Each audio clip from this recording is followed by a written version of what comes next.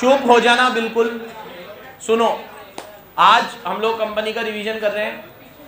अरे भाई ओ बाहर चल जा, सीधा बैठ। कंपनी का रिवीजन करेंगे। मैं आज रिवीजन क्लास में कोशिश करूंगा कि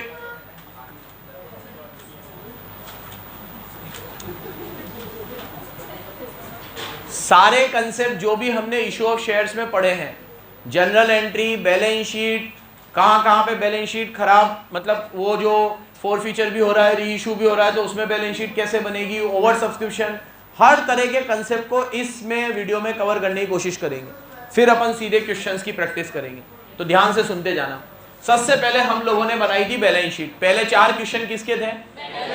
अब तो आप थर्ड बुक भी पढ़ चुके हो, तो आप लोगों बैलेंस शीट से तो नस से वाकिफ हो कैसे बनती है, इक्विटीज एंड लायबिलिटी, इसमें शेयर होल्डर फंड, इसमें शेयर कैपिटल, रिजर्व से सरप्लस, एनसीएल, सीएल और नॉन करंट एसेट और करंट एसेट। पूरी तो बनानी नहीं है हमें, तो सिर्फ क्या काम आएगा, शेयर कैपिटल। शेयर कैपिटल का हम लोग सिर्फ वर्किंग नोट बनाएंगे अच्छे से। शेयर कैपिटल में जरूरी है क्या यार, डिस्टर्ब होता हूँ यार, कार्ड दे। नोट्स अकाउंट बनेगा, नोट्स अकाउंट में सबसे पहले क्या आती है, शेयर कैपिटल। अब इधर देखो, शेयर कैपिटल में आप सबसे पहले लोगे ऑथोराइज शेयर कैपिटल। क्या लोगे? ऑथोराइज शेयर कैपिटल, जो सिर्फ शो करनी है लेकिन इसे बैलेंस शीट में नहीं लेंगे। फिर इशूड कैपिटल, ये भी बैलेंस शीट में नहीं आएगी। फिर है सबसे main subscribed and fully paid, इसमें वो पैसा आएगा जो पूरी तरीके से रिसीव हो गया। जैसे अभी हमने इशू करे थे 50,000 शेयर, 1,000 शेयर ने पैसे नहीं दिए, 49 ने दे दिए, तो यहाँ कितने शेयर्स आएंगे, 49,000। और 1,000 सब्सक्राइब्ड एंड नॉट फुली। अब जो 1,000 है जिन्होंने पैसे नहीं दिए, हो सकता है उन्होंने कुछ दे दिए हो कुछ ना दिए हो, तो जो पैसे उन्होंने नहीं दिए वो आते हैं कॉल्स इन, तो लेस कर देंगे कॉल्स इन और ऐड करेंगे, क्योंकि हम रिवीजन कर रहे हैं तो अब आपको पूरा ही बता दूं शेयर फोरफीचर क्या है, कॉल इन अरियर क्या है, पूरी बैलेंस शीट की पिक्चर एक साथ समझ लो तुम। देखो इधर, अभी मान लो आपने इशू, आपकी ऑथोराइज कैपिटल है 5 लाख शेयर्स, तो आप ऑथोराइज में 5 लाख ले लो। 5 लाख में से एक एग्जांपल पूरा समझा रहा हूं, पूरा अच्छे से सुनना। 5 लाख शेयर, 5 लाख में से आपने अभी इशू करे हैं 4 लाख, तो इशूड में कितने ले लो, 4 लाख ले लो। 4 लाख में अंडर सब्सक्रिप्शन का केस है, पब्लिक ने 4 लाख पूरे सब्सक्राइब नहीं करे, पब्लिक ने सब्सक्राइब किए 380, तो आप सब्सक्राइब में कितने लोगे, अब 380 में से भी 20,000 शेयर ऐसे थे जिन्होंने पैसे नहीं दिए, तो 60 तो बिल्कुल फ्रेश थे, तो आप 360 इधर ले लो और 20 इधर ले लो।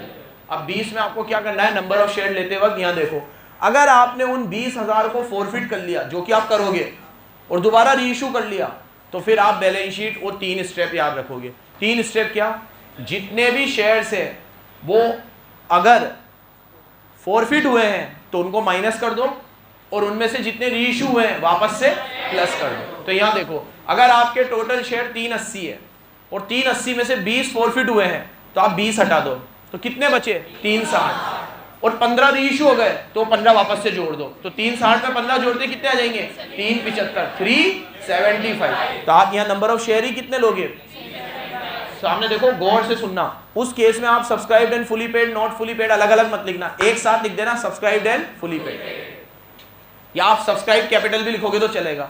और शेयर कितने लेना, 375।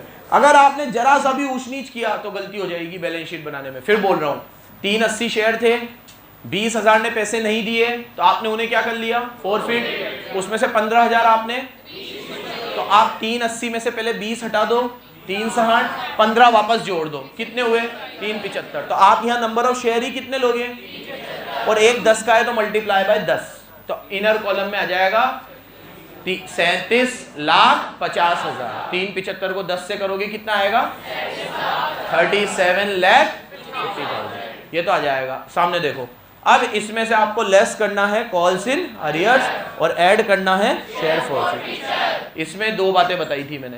कॉल्स इन अरियर लेस कब होगा, जब आप शेयर्स पे पैसे नहीं दोगे लेकिन वो शेयर अभी तक री इशू नहीं हुआ। 2 बातें बताई थी।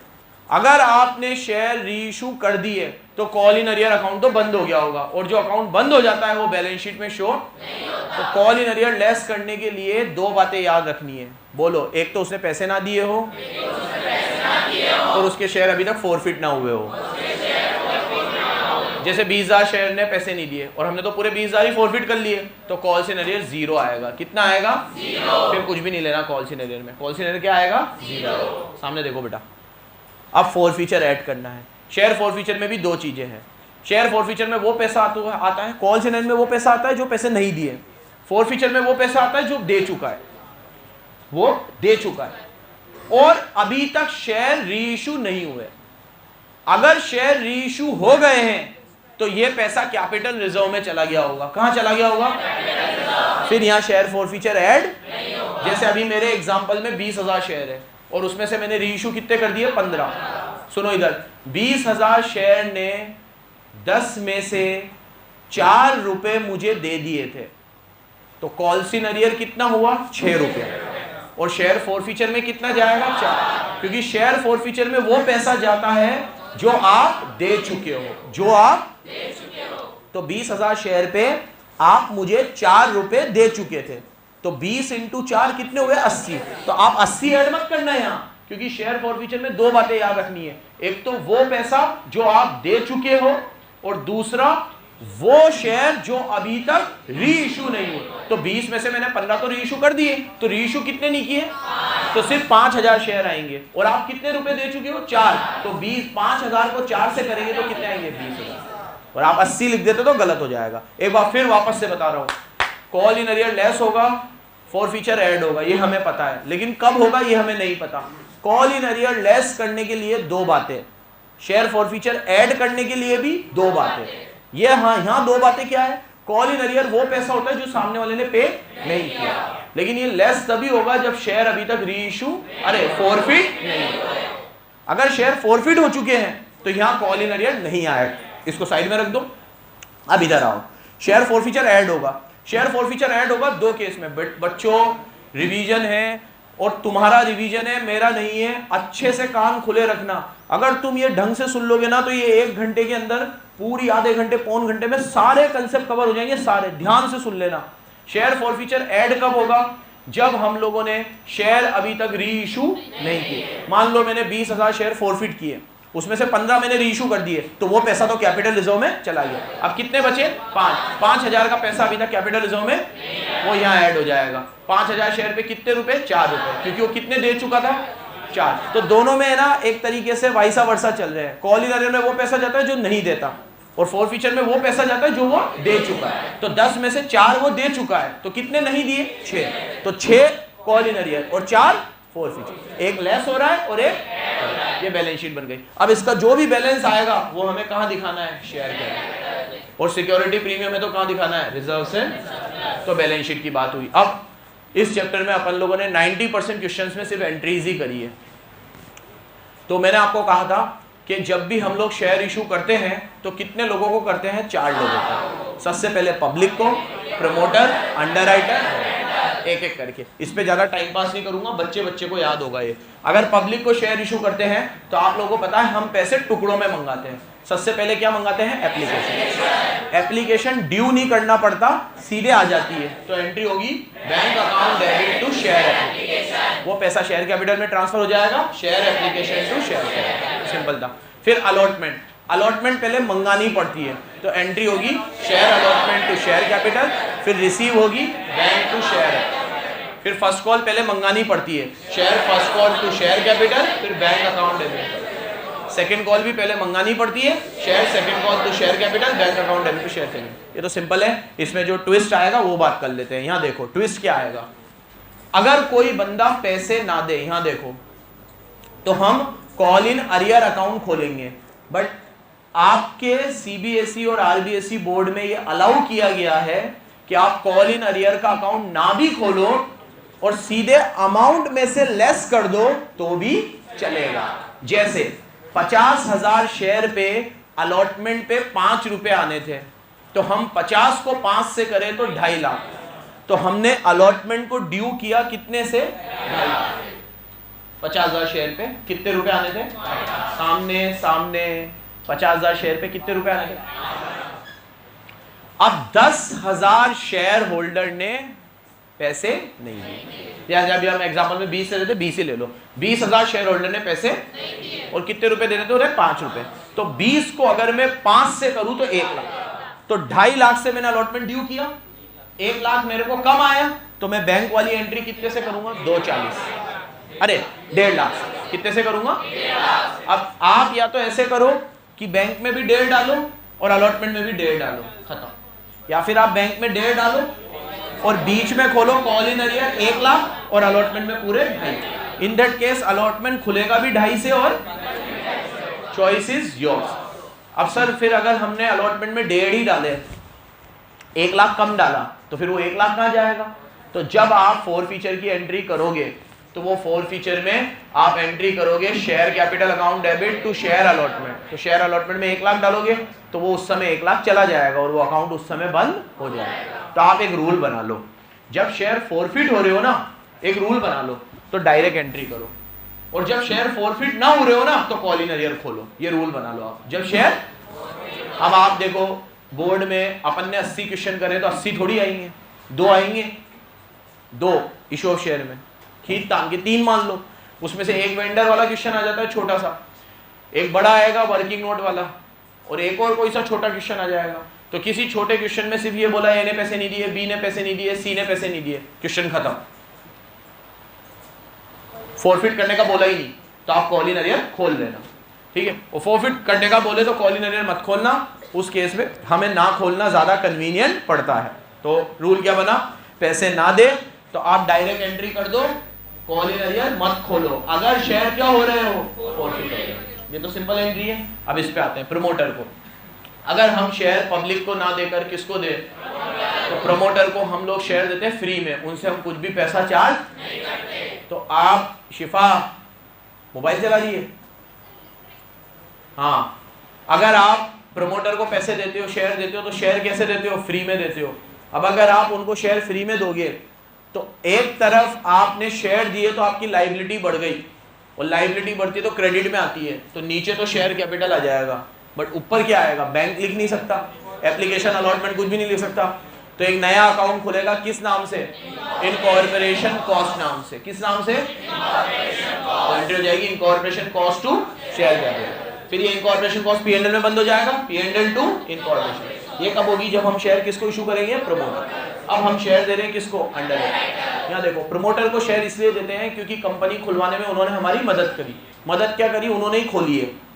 लेकिन प्रमोटर क्या होता है? कंपनी खुलने के बाद कंपनी शेयर इशू कर देती है, तो शेयर होल्डर आ जाएंगे, वो मालिक बन जाएंगे, फिर डायरेक्टर आ जाएंगे, डायरेक्टर सारा मैनेजमेंट संभालेंगे, ये MD बन गया, ये WTD बन गया। अब मैं प्रमोटर हूँ, कंपनी मैंने खोली थी, सोल ट्रेडर था मैंने सोचा कंपनी बना लेते हैं, मैंने कंपनी बनाई, लिस्टिंग कराई, सेबी में धक्के खाए, ये हुआ, अब कंपनी बन गई, शेयर इशू कर दिए, सबने शेयर ले लिए, मेरे पास पैसे नहीं है, मैं तो सारे पैसे ये कंपनी, ये पूरा सेटअप मेरा ही तो है, मैंने ही तो इसे कंपनी में कन्वर्ट किया है, और तुम सब शेयर लेके चले गए, मेरा क्या? तो भैया कंपनी ने कहा कि भैया शब्बीर को 10% शेयर मिलेंगे। 10% शेयर की कीमत 10 करोड़ हो रही है, ठीक है, तो 10 करोड़ रुपए आप किस में डाल दो? इनकॉर्पोरेशन में, और वो P&L से बंद कर दो। मैं कोई पैसे वैसे नहीं दूंगा क्योंकि मेरी कंपनी है। तो ये मैंने जो इतनी मेहनत करी, कंपनी बन गई, अब मेरा शेयर कितना है? 10 करोड़ का। अब मैं वो 10 करोड़ का शेयर किसी को बेचना चाहूँ तो बेच सकता हूँ, तो मुझे 10 करोड़ मिल जाएंगे, फिर मेरा कंपनी से कोई लेना देना नहीं रहेगा। जैसे अभी एलन है, तो एलन ने 4 भाइयों ने शुरू करी, सब करा, सेटअप किया, इतना नाम कमाया, अब इन्होंने अपना स्टेक 40% किसी कंपनी को दे दिया। अब ये कंपनी बन गई, प्राइवेट कंपनी है या पब्लिक है? पब्लिक तो नहीं है, शायद प्राइवेट ही है, ठीक है। तो इनका 60% शेयर जो है वो दूसरों के पास है और 40% इनके पास है, या शायद मैं 22 वर्षा बोल गया, 40 दूसरों के पास है और 60 इनके पास है, ऐसा कुछ है, पता नहीं मुझे एग्जैक्टली। बट अब ये क्या बन गए? कंपनी बन गए। तो अब डिसीजन मेकिंग में पहले चारों ने जो ले लिया वही, अब ऐसा नहीं होगा। अब इनके पास जो शेयर है या तो वो 60 है या 40 है, तो इनकी डिसीजन मेकिंग, लेकिन उसके लिए इनको हैंडसम अमाउंट मिला, इतना बड़ा एम्पायर, इतना बड़ा नाम किसी को दिया, तो 40% शेयर इन्होंने दे दिए। अब कंपनी वो 40% के लिए शेयर तो दे देगी, नीचे शेयर कैपिटल, लेकिन ऊपर क्या दिखाएगी? इनको, क्योंकि फ्री में मिले, और फिर वो P&L में बंद हो जाएगा। चलो इधर आओ, अंडर राइटर। अंडर राइटर वो लोग हैं जिन्होंने हमारे शेयर बिकवाने में मदद करी। अब वो शेयर बिकवाते हैं तो हमने उन्हें कमिट किया था कि हम तुम्हें कमीशन देंगे, तो अगर हम वो कमीशन कैश में दे तो ठीक है, नहीं तो शेयर में भी दे सकते हैं, तो दोनों की एंट्री सुन लो। अगर कैश में दूंगा तो underwriting commission to bank, share में दूंगा तो underwriting commission to share capital. क्या आएगा? Share capital. अगर आपको इसमें अंडर राइटर का भी अकाउंट खोलना हो तो आप खोल सकते हो। तो आपकी किताब में एंट्री ऐसे हो रही है, underwriting commission to underwriter, underwriter to share capital. नहीं भी खोलोगे तो चलेगा। लास्ट, ये very very important, vendor. CBSE का फेवरेट टॉपिक है ये वेंडर। वेंडर पे से एक क्वेश्चन हर साल आता है। यहां देखो, वेंडर कई बार क्या होता है, हम लोग उनको भी शेयर इशू करते हैं जिनसे हमने उनका रनिंग बिजनेस खरीदा होता है। तो अभी जैसे सपोज करो कि मैं हूं शब्बीर लिमिटेड और ये है स्नेहा लिमिटेड, इसका एक रनिंग बिजनेस है, इसकी एसेट है, मशीन है, लैंड है, बिल्डिंग है, क्रेडिटर है, बिल्स पेबल है, और ये अपना बिजनेस किसी को बेचना चाहती है। तो मैंने कहा तू ये सारा बिजनेस मुझे दे दे, तेरी लैंड बिल्डिंग वगैरह तू जा मुझे दे दे। बोला सर कितने में लोगे आप ये सारा बिजनेस? मैंने कहा 10 करोड़ रुपए दूंगा। तो चलो एसेट का वैल्यूएशन कर लेते हैं। सारी एसेट ऊपर लिख दो डेबिट में, लैंड बिल्डिंग प्लांट मशीन, सबका वैल्यूएशन हुआ 12 लाख, अरे 12 करोड़। कितना हुआ? 12 करोड़। सुन रहे हो बराबर? 12 करोड़। नीचे लाइबिलिटी आएगी। अगर मैं इसका पूरा बिजनेस खरीद रहा हूं तो बिजनेस में एसेट थोड़ी होती है, लाइबिलिटी भी होती है। तो इसके क्रेडिटर अब मेरे क्रेडिटर, इसके आउटस्टैंडिंग एक्सपेंस मेरे आउटस्टैंडिंग एक्सपेंस, इसका लोन मेरा लोन, इसका बीपी मेरा, ये सब चीजें मेरी हो गई। 10 मिनट है अभी, बोलो। पेरेंट्स वेट कर रहे हैं किसके? वैसे ही बोला नहीं था कि आपने ऊपर बुला लो, ने ऊपर बुला लो। चलो, तो एसेट में कितने आएंगे? 12 करोड़। क्या बोला मैंने? 12 10, हाँ 12 करोड़। और सारे लोन लाइबिलिटी क्रेडिटर मिला के हो रहे 4 करोड़ के। तो 12 और लाइबिलिटी में कितना आएंगे? 4 करोड़। सामने देखो, सामने एसेट में 12 करोड़, लाइबिलिटी में 4 करोड़। अब 12 में से 4 गए तो 8 बचे, तो मुझे वेंडर को 8 देने चाहिए, लेकिन मैं तो इसको कमिट कर चुका हूं, मैं तेरे को 10 दूंगा। तो मैं वेंडर में कितने लिखूंगा? 10। अब नीचे तो 10 आएगा, आना चाहिए 8 और आ रहा है 10,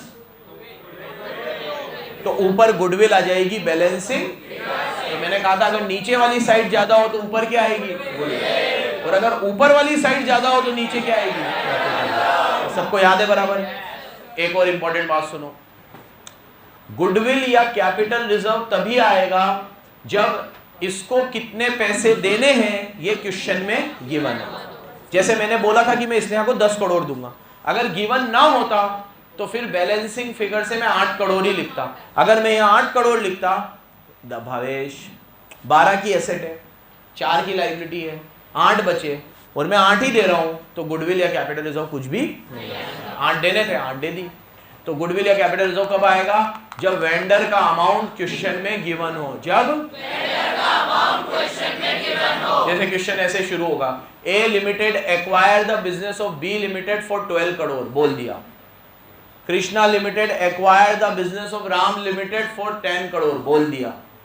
Krishna limited acquire the business of Ram limited, बस asset this this this, liability this this this, खत्म। फिर कुछ भी नहीं है, फिर गुडविल कैपिटल रिजर्व। बराबर याद रखना।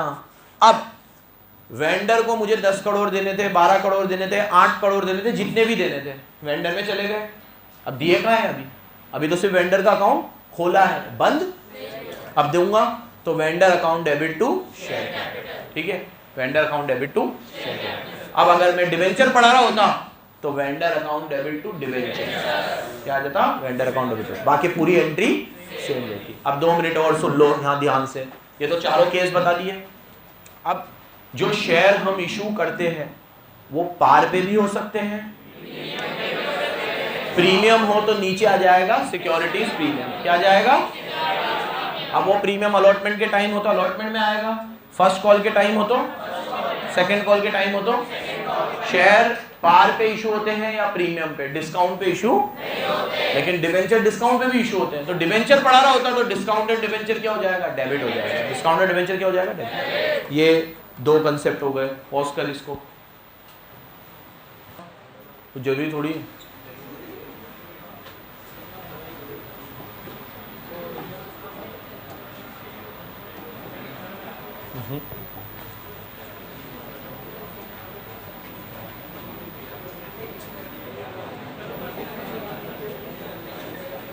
नेक्स्ट, अब इस क्वेश्चन में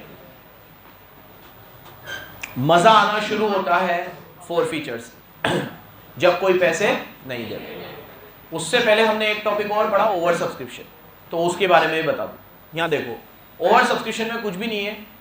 आपने 50 लाख शेयर इशू करे और सामने से एप्लीकेशन 70 लाख की आ गई। आपने तो 50 लाख शेयर इशू करे, लेकिन एप्लीकेशन कितने की आ गई?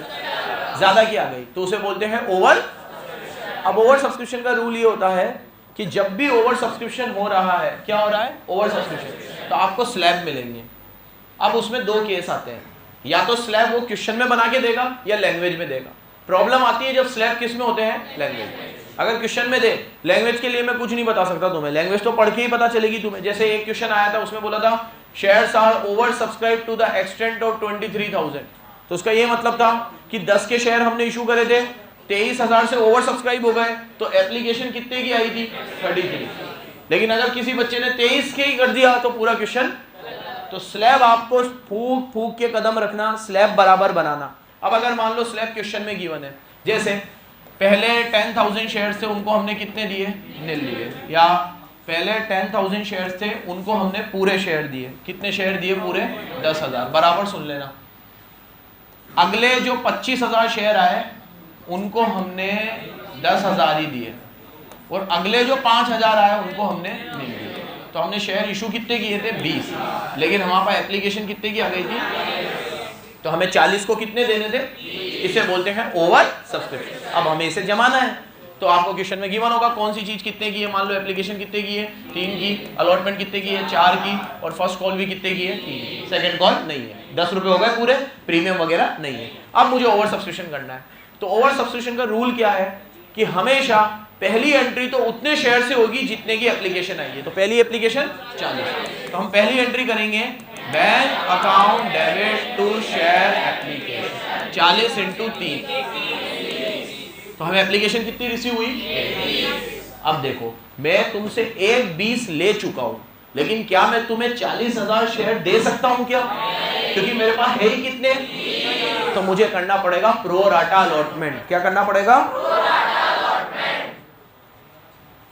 जिनके पैसे ज्यादा आ गए हैं उन्हें रिफंड करना पड़ेगा। अब रिफंड का रूल ये है कि भैया जिनको शेयर ही नहीं दिए उनको तो रिफंड करो, सुनो इधर, लेकिन जिनको शेयर कम दिए हैं उनको रिफंड क्यों करें? उनका पैसा अलॉटमेंट में डाल देते हैं, क्योंकि जब हम अलॉटमेंट मंगाएंगे तो उन लोगों से कम मंगा लेंगे। तो पहली एंट्री तो कितने से करनी है? 1/20। चिल्लाना मत, ध्यान से सुनते रहना, ठीक है। अब सेकेंड एंट्री हम क्या करेंगे? शेयर एप्लीकेशन अकाउंट डेबिट, ठीक है। अब हमें शेयर कैपिटल में डालना था, तो क्या लिखते हैं हम? Share capital. अब पैसा हमारे पास ज्यादा आ गया है, तो हम उसे डाल देंगे अलॉटमेंट में, और थोड़ा और ज्यादा आ गया है, रिफंड। तो बस ये एंट्री हमें फूक फूक के कदम रखना है, बाकी सब सिंपल चलेगी। 1/20 से खोला, 1/20 से बराबर सुनना। ओवर सब्सक्रिप्शन वाला सब कुछ बता दूंगा, यहाँ ध्यान से सुनते रहना, स्पेशली पीछे, ठीक है। ये 20-30% बच्चों के लिए रिवीजन बहुत जरूरी रहने वाला है, बहुत जरूरी। जिन्होंने पूरे साल भर छुट्टियां करी है, सब कुछ करा है, अब तो सुन लेना। वो वीडियो भी बना रहा हूं ताकि वापस घर पे भी देख सको, जरूरत लगे तो। यहाँ देखो, 1/20 है।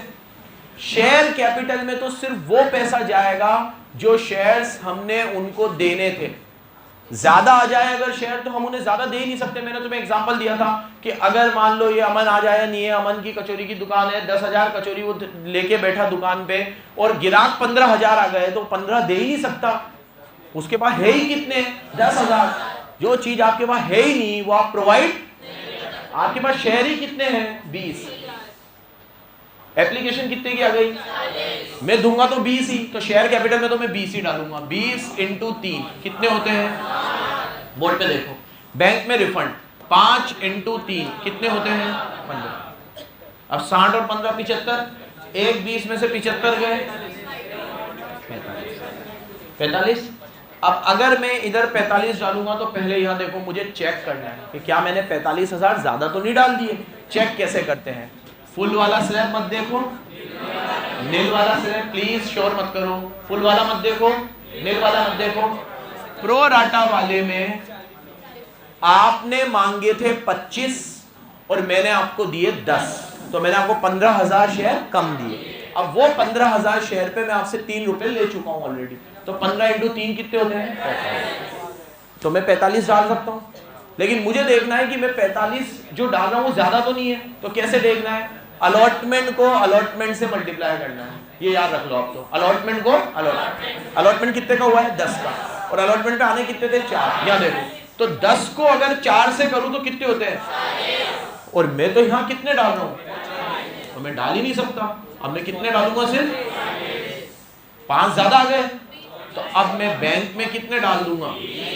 लेकिन अगर क्वेश्चन बोले कि आप कॉल में डाल सकते हो, तो बैंक में तो 5 ही डालना, और 15 टू फर्स्ट कॉल में कितने डाल देना।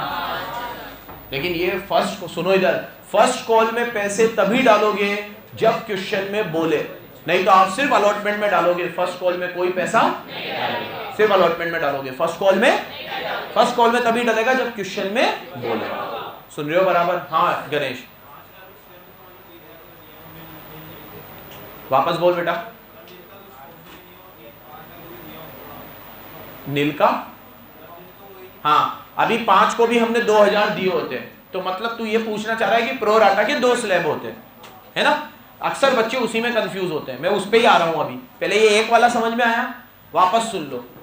मेरी पहली एप्लीकेशन कितने की थी 40 को 3 से करूं तो कितने आने चाहिए थे 1 आए भी कितने हैं 1 20 में से मैं शेयर कैपिटल में तो उतने ही शेयर डालूंगा जितने मैंने इशू किए। इशू कितने किए मैंने 20, और कैपिटल कितने की है 3 रुपए की, क्योंकि अभी सिर्फ एप्लीकेशन की बात चल रही है। तो 20 को अगर मैं 3 से करूं कितने होते हैं 60, तो मैं एप्लीकेशन में कितने डाल सकता हूं 60 बस।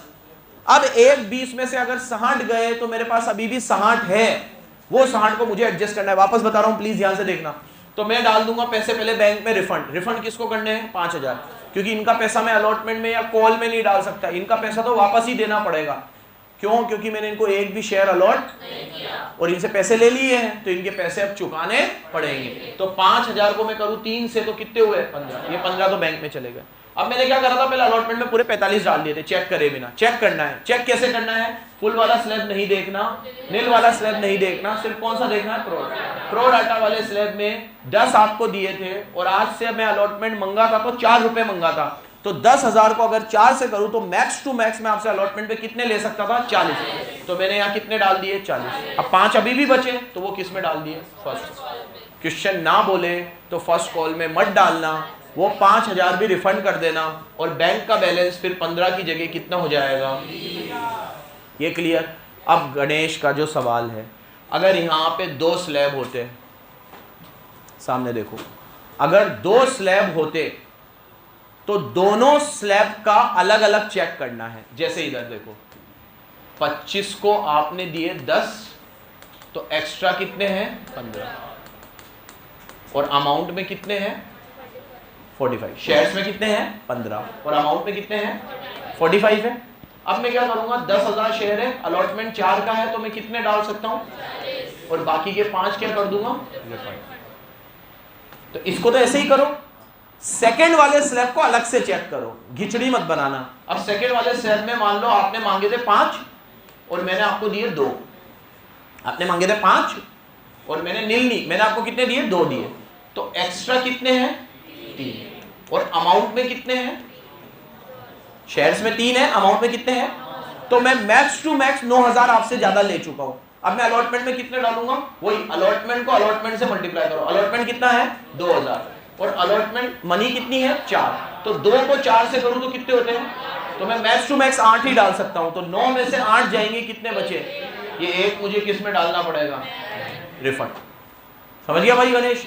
तो भैया मोरल ऑफ द स्टोरी ये है, 1 स्लैब हो 2 स्लैब हो कंफ्यूज मत हो, 1 स्लैब हो 2 स्लैब हो 3 स्लैब हो, हर स्लैब को अलग अलग देखना है, हर स्लैब को बस याद रखना, अलॉटमेंट को अलॉटमेंट मनी से मल्टीप्लाई करना है, जितना आएगा मैक्सिमम में उतना ही अलॉटमेंट में डालूंगा, उससे ऊपर 1 रुपया भी आएगा तो उसे किस में डाल दूंगा, रिफंड, बैंक में डाल दूंगा। समझ गए भाई? क्लियर है? अलॉटमेंट को अलॉटमेंट मनी से मल्टीप्लाई करना है। देखो आप एक बात समझो, वापस 2 स्लैब को अलग अलग डील करना। मैंने उस दिन भी कहा था, मेरे पास अगर आलिया के पैसे ज्यादा आ जाते हैं तो मैं वो सिमरिता में नहीं डाल सकता, और सिमरिता के पैसे ज्यादा आ जाते तो आलिया में नहीं डाल सकता, दोनों को मुझे इंडिविजुअली डील करना पड़ेगा। और दोनों के लिए मुझे पहले क्या निकालना पड़ेगा, अप्लाइड में से अलॉटेड माइनस करना है, एक्स्ट्रा निकालना है, अप्लाइड में से अलॉटेड माइनस करना है, एक्स्ट्रा निकालना है। जितना भी एक्स्ट्रा पैसा आएगा देखना है अलॉटमेंट में कितना जा सकता है, अलॉटमेंट में उतना ही जाएगा। जो एक्स्ट्रा आएगा उसे क्या कर दो, रिफंड। और ना बोले तो रिफंड, बोल दे तो कॉल में भी डाल सकते हो। हाँ हाँ, चेक भी अलग अलग, अभी अलग अलग ही तो किया। चलो ज्यादा हो जाएगा आज के लिए, जाओ।